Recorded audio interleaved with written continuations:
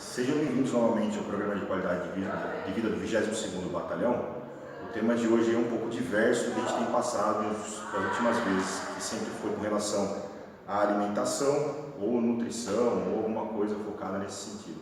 O tema de hoje é capacidade cerebral. Vamos assistir ao vídeo. If life starts approximately 1 billion years ago, we will have to wait 400,000 years to see the aberration of the first nerve cells. This is where life as we know it begins. Brains in formation of only a few milligrams. It's not possible to determine any sign of intelligence yet. It acts more as a reflex. One neuron, you're alive. Two neurons, you're moving. And with movement, interesting things begin to happen.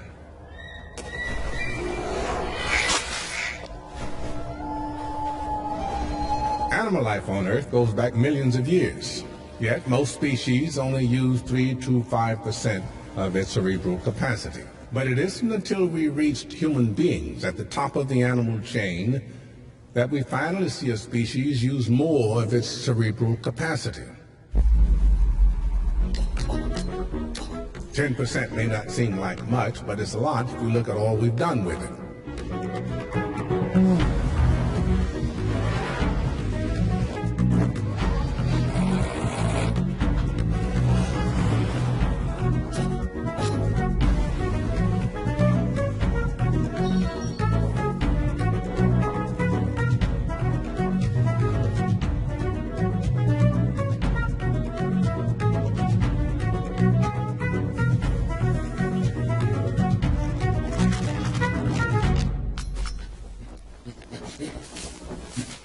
Now let's discuss a special case.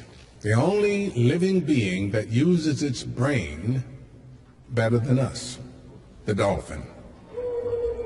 It is estimated that this incredible animal uses up to 20% of its cerebral capacity. In particular, this allows it to have an echolocation system that is more efficient than any sonar invented by mankind. But the dolphin did not invent the sonar, it developed it naturally. And this is the crucial part of our philosophical reflection we have today. Can we therefore conclude that humans are concerned more with having than being? For primitive beings like us, life seems to have only one single purpose: gaining time. And it is going through time seems to be also the only real purpose of each of the cells in our bodies. To achieve that aim, the mass of the cells that make up earthworms and human beings has only two solutions: be immortal or to reproduce. If its habitat is not sufficiently favorable or nurturing,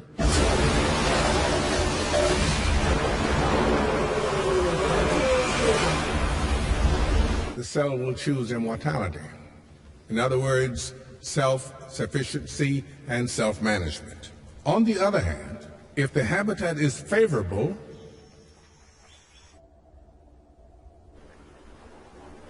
they will choose to reproduce.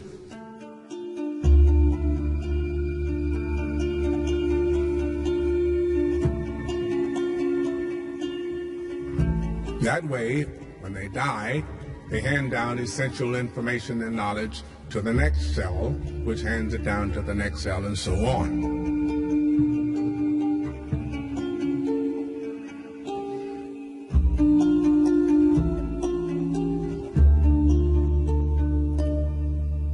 Thus, knowledge and learning are handed down through time.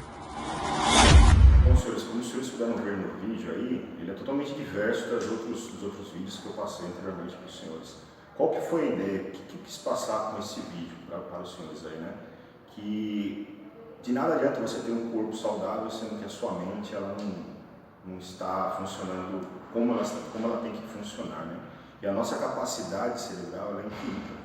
Se a cabeça dos senhores não estiver legal, provavelmente o corpo dos senhores vai padecer também.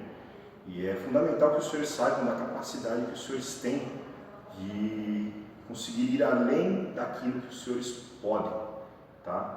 essa era a ideia principal do vídeo aí, espero que vocês tenham gostado. Até uma próxima.